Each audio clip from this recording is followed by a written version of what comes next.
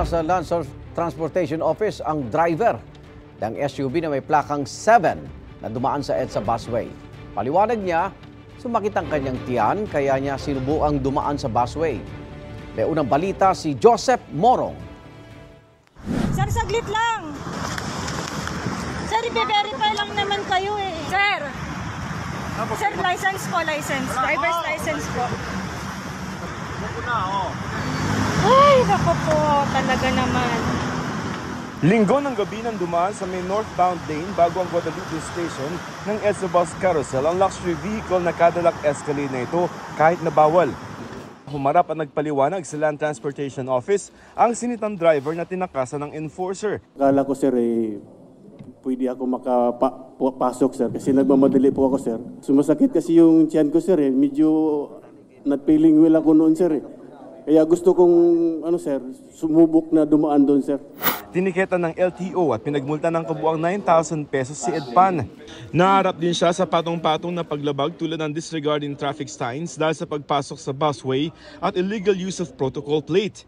Number 7 ang plaka ng ginamit niyang sasakyan na pang senador lamang dapat pero ayon sa LTO, peke ang plaka. Hindi amin yun Peke in the sense that it is not legitimate, no? In the sense LTO issued. Hindi kayo may gawa? Hindi kami may gawa, no?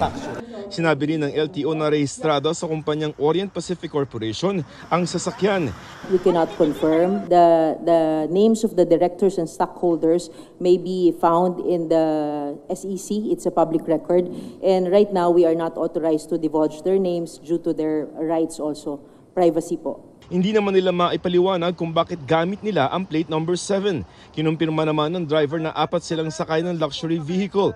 Hindi siya kita sa video pero nakita ang katabi niya sa harap. Ang sumilip naman na nakaupo sa likod ay isa raw investor na ihahatid nila. The company sincerely apologizes for what happened. Hindi po namin ginusto yun.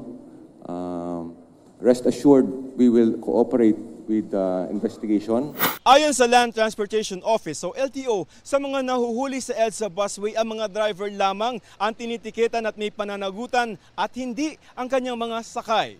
Pero hindi naman nakalusot ang kumpanyang Orient Pacific dahil i-issuean sila ng LTO ng show cause order para imbestigahan ang karagdagang paglabag ng driver at ng may-ari ng sasakyan.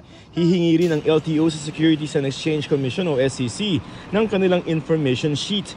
Sa kopya na nakuha ng GMA Integrated News Research, makikita na presidente ng Orient Pacific Corporation si Kenneth T. Gatchalian, tatakbong congressman at kapatid ni Senador Win Gatchalian. Hinihingan pa namin ng panig ang magkuya pero nung isang araw sinabi ni Senador Gatchalian na wala siyang puting Cadillac Escalade. Ang opisina niya sa inyo, yes. Ito ang unang balita, Joseph Morong para sa GMA Integrated News.